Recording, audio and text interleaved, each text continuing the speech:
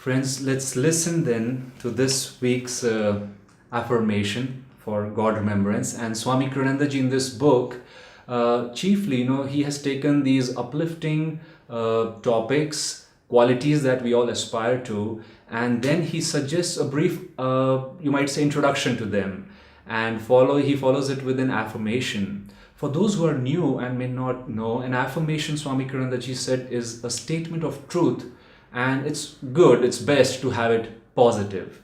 And so here we'll have an affirmation, and the purpose of having an affirmation is to essentially change our thoughts, change our habits, change our attitude or outlook on life. And because many of the thoughts that we possess, they are residing in our subconscious mind. And many a times, we would like to change something about us, but then we find it, oh, again and again, there's something that's pulling us back. And this morning, I was giving a workshop in a corporate company, and I had to start with a brain model. And I showed them there's something in the front part of the brain, and there's something called the subconscious mind or the primitive brain, which is in the central and posterior part of the brain. And I said, you might think that, each time you want to move forward, there's a tendency, old habit and thought which just keeps pulling you back, even though you're consciously attempting. So an affirmation, when it is said and understood and repeated with concentration, devotion, and understanding, it can, in time, certainly change us. And so let's see what Swami Kiranandaji says about God remembrance. To remember God means not only to think of Him constantly, but to realize that finding Him is an act of remembrance truly. For it is from Him that we have come. When the clouds of delusion evaporate from our minds, what will be left is what was there always, hidden behind the clouds, the blazing sun of divine consciousness. One should not strain nor reach outward mentally to think of God. Know that He has been yours always, nearer than your nearest thoughts and feelings, nearer than the very prayers you offer to Him. Think not merely about Him, think to Him. Share with Him your passing feelings, your idlest fancy. Talk with Him, practice His presence, at first perhaps for minutes a day, then for hours, and then all the time. And now let's affirm together. First we'll say this aloud, then we will repeat this line in a soft voice like now, and then whisper, and then a few times mentally. I will live in the remembrance of what I am, in truth, bliss infinite, eternal love. I will live in the remembrance of what I am in truth, bliss infinite, eternal love. I will live in the remembrance of what I am in truth, bliss infinite, eternal love. Now whispering, I will live in the remembrance of what I am in truth, bliss infinite, eternal love. And now, focusing deeply at the point between the two eyebrows, let's try to project these words at that point of concentration. I will live in the remembrance of what I am in truth, bliss infinite, eternal love. I will live in the remembrance of what I am in truth, bliss infinite, eternal love. And let's offer this prayer. Lord, Thou art always with me. Help me to feel behind my thoughts Thy inspiration, behind my every emotion Thy calm, all-transforming love. So that's quite a statement. Swamiji says, that towards the end of the introduction, that when we are trying to practice the presence of God and trying to speak to Him, commune to Him, he says it's very good to, make a beginning. Of course, first we need to understand the importance. So many people today, we meet, they are doubting the very presence of God. And, Swami Kirananda often would ask them, and especially his greater audiences, I certainly saw him doing that. He would ask them, have you given Him a chance? Why don't you give God a chance? Or sometimes he would say, You always keep complaining, God is testing me, God is testing me. Why don't you test God for a change? Why don't you offer a prayer to Him?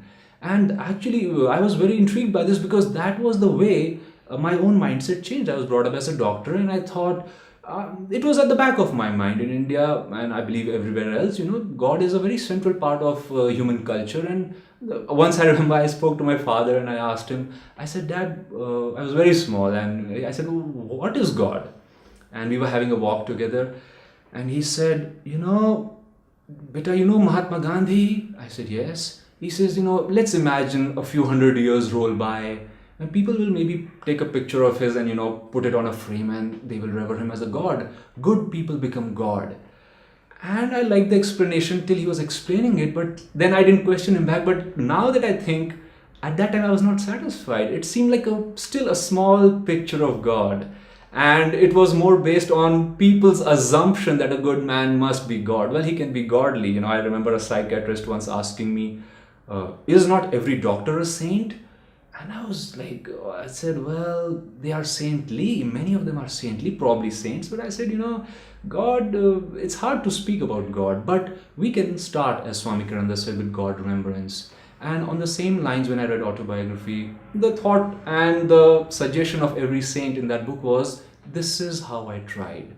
No matter if they were a scientist, no matter it was Mahatma Gandhi, no matter it was a person from another country, this is how their questioning began, and this is how they received the answers. But after I came on the path and learned of Yogananda ji's special affection and love for Saint Francis of Assisi, I read a few books on him, and he's again a saint many of us can relate to, because Saint Francis, in the beginning, he was a person with a lot of energy. He would love his friends, he would love life, and how many of us tend to be when we are energetic and in a happy mood. But then there came a time when he said, his friends said he was lagging behind in the group, whereas earlier he used to lead it. And then he started, thinking and gazing at the skies and such. And there came a point where his heart was not happy in the day-to-day things and affairs of money making. And one day a beggar came, and to make the really long story short, he gave him money and felt nice about it. And he realized, there's some joy now over here which I had not experienced. And then he started doing it more, giving clothes. He used to go with his friends, then soon to leper colonies and started serving. And initially he thought he had found it. He had found the meaning of life. Till again, in a few days, that same thought came to him. I am not more happy. There is something more, his heart said. What is it? And, he almost began to weep one day and went to a river nearby his house. And there was a grotto, and he was praying and he was praying. And of course he knew about the Bible. He says, what is it that I don't have? What is it? What is it? What more should I do? I've given money, I've given my seva. What should I do? And he heard the thought of God, his voice in his mind. You're not happy, Francis, because you don't have me. And then, as many of us would know, he started then exploring the path. Then he started tuning, because God spoke to him in his heart, in the silence. And he says, then he started doing everything with the consciousness, is this taking me towards God?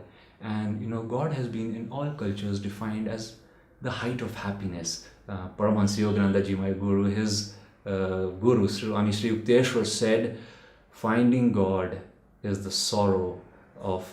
funeral of all sorrows, and it's the end of all sorrows once you find him. And so St. Francis, then, to finish the story, he started meditating, he built churches, he spoke the word of God, and again and again he realized as much as God asked him to go out, he was himself recharged, or he was in communion with God more as he prayed, as he meditated, as he did some of these things which we will discuss, how to go about practicing this quality and developing it. But in the end, the most beautiful thing is, and I'm very fortunate I got a chance to go to this special cave where he received the stigmata of Christ, and next to it is a place where they say that his prayers were answered to such a degree that Lord Jesus himself every night would come to him in flesh and would sit on a rock and preach or bless him. And so you get a chance to see that place.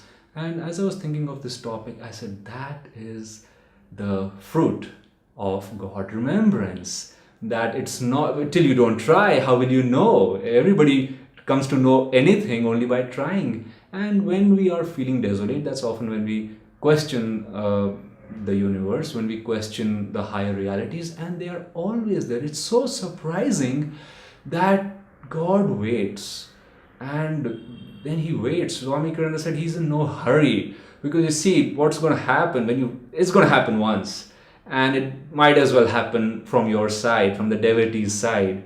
And so when we, because I was thinking about my own self, God was very much there when I didn't know about him. And God becomes more real the more I speak to him and the more I experience how he helps me in day-to-day activities, and of course helps everybody. And that's again a fruit of God remembrance. I'd like to also start by mentioning in the outset itself some of the stories that our gurus shared about this beautiful quality. And Paramahansa Yogananda ji would love to relate this story and between Krishna and Draupadi. And one time Krishna saw Draupadi, and he says she was very happy. People were naturally quite delighted each time Krishna came and visited them. And at one point Sri Krishna said, Draupadi, why don't you practice some meditation techniques to do deep yoga techniques? And she said, my Lord, how I would love to practice those techniques, and how I've tried, but each time I try to focus my mind on the technique, I can't help but remember you. I can't get the thought of you out of my mind. And the master said that Krishna looked at her and simply lovingly smiled, that yes, we have to do these techniques. What is the benefit of a meditation technique? The guru gives the technique. Actually, it is said that it's only by the practice of guru given techniques to the devotee that he will ultimately come to realize the infinite Lord. That yes, a technique is a way to, you might say, find our way back. Paramahansa Yogananda ji said God had nothing to create this world out of.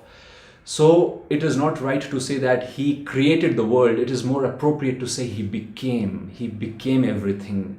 And instead of manifesting everything from something outward, he became everything. But then it's so hard for us to understand. And initially, I'm sure in our spiritual evolution, we go through repeated rejection of that truth, because we are more familiar with ourselves and the outward reality. But then as we start meditating, for example, I was speaking about technique. A technique is something, especially in yoga, which gives us an experience beyond, you might say, the physical. And in yoga, a very well-known word is pranayam. Yam means control, pran means life force. You might say it's that thing which animates a living form more than a dead form. And that life force, they say, is what is animating everything. So when we practice a technique within ourselves, we come to realize, my breath is calm and I'm more alive. And as a doctor, I was always taught that if the patient is not breathing, you have to declare him, you know what. And then I came and Paramahansa Yogananda ji made a comment. He says, breathlessness is deathlessness. Interestingly, there's a beautiful Hindi word called Vishwas, and Yogananda ji spoke about it. It's made of two small words, Vi and Shwas. Shwas is breath, Vi means without. And of course, Vishwas, the word itself means faith.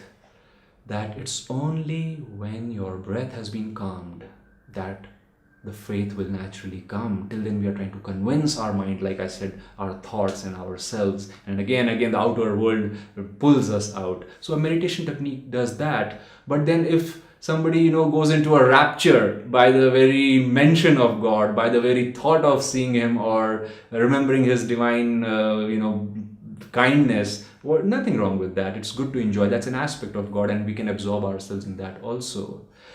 Sri Yukteswar, Paramahansa Yogananda's guru, who many people know as a very stern saint and man of wisdom, in Autobiography of Yogi, he writes at one point, he was giving a satsang, and somebody asked him, what can throw a person into a rapture, bliss?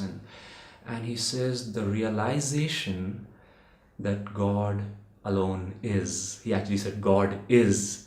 And then he corrected himself. He says, nay, God. He says that word alone is enough to take one into bliss. He also, his name interestingly meant Yukteshwar, one who is united with the Lord. And so God Remembrance has that beautiful quality. Another time, and we may find ourselves in similar situation.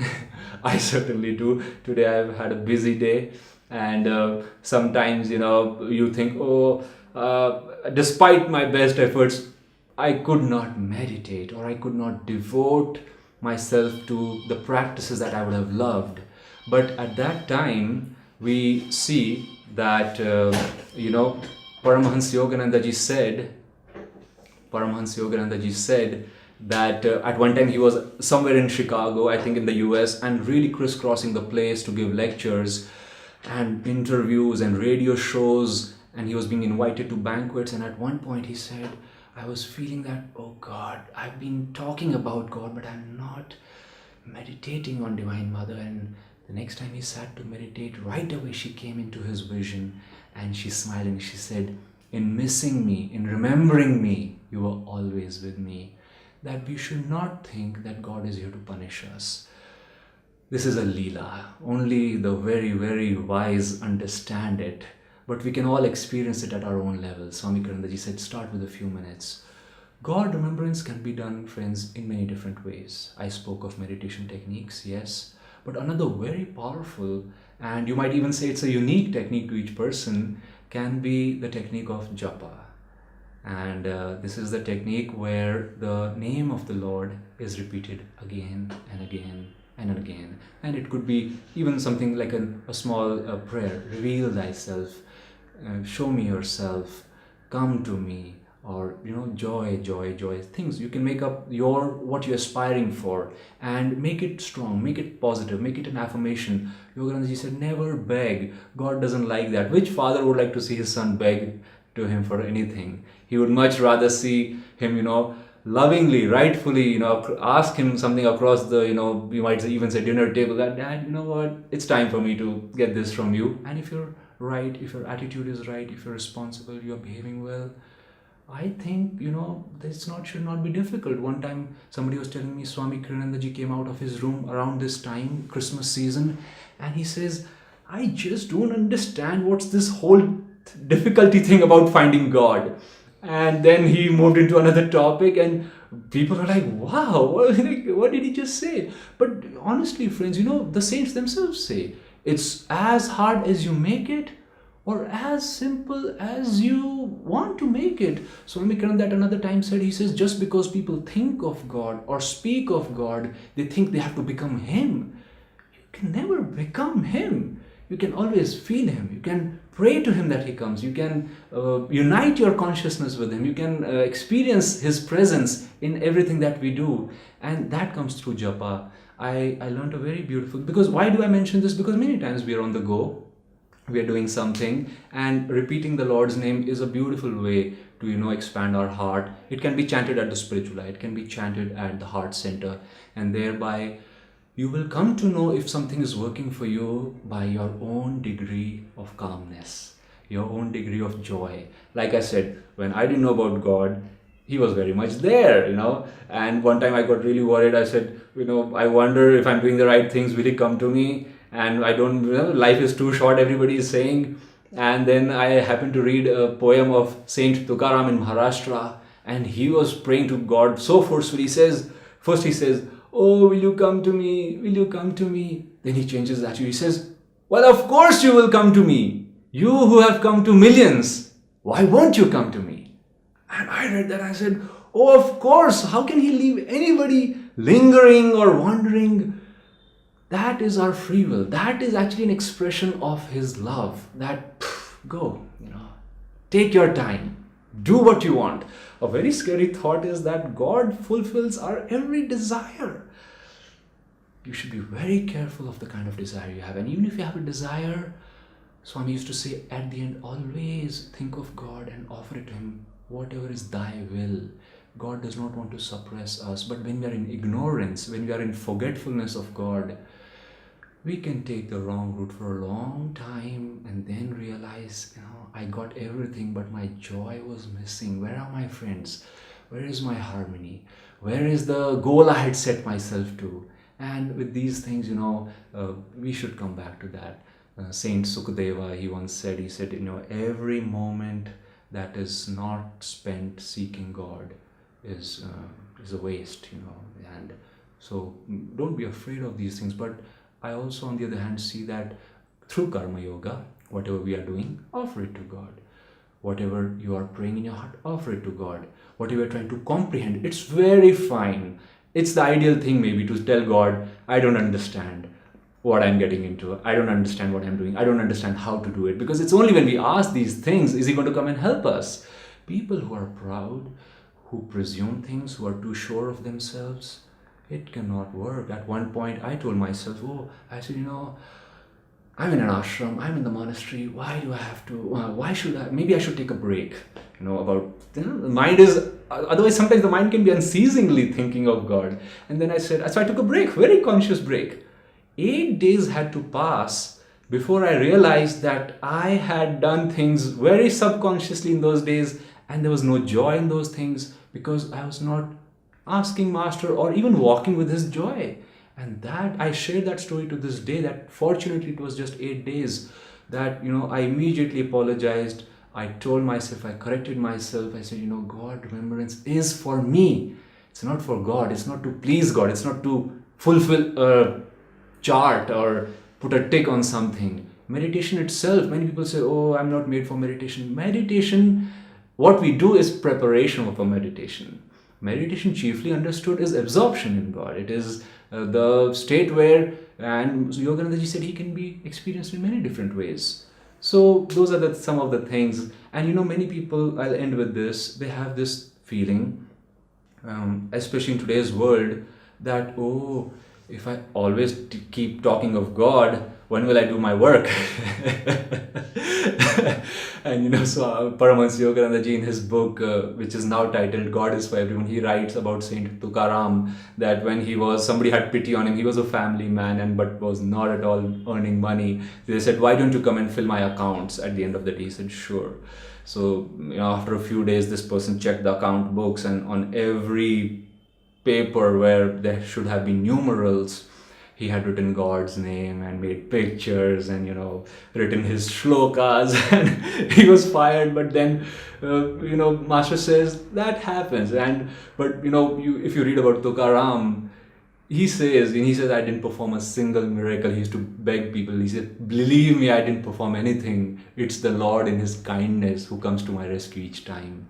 But then when we also take God's name, Paramahansa Yogananda's guru said, saintliness is not dumbliness, and divine visitations are not incapacitating. So many times when we are immature spiritually, we feel, don't bother me, I'm godly. I'm trying to be godly. Well, why did God create this world if it was such a bad place? You have to be in the world, and the challenge, like we have understood, is to be in the world and love Him. Krishna promises that I will come to all sincere souls, even those who have failed miserably, but who have surrendered their failure into me at the end of their life. Don't judge God. Don't judge anybody. Love Him and remember Him, and you will never be at fault. Once somebody asked Swami Karandaji, Sir, what is the most practical thing to do in today's times where there's a recession and all these things? And Swami says, I think loving God is the most practical thing that one can do at any time. God bless you.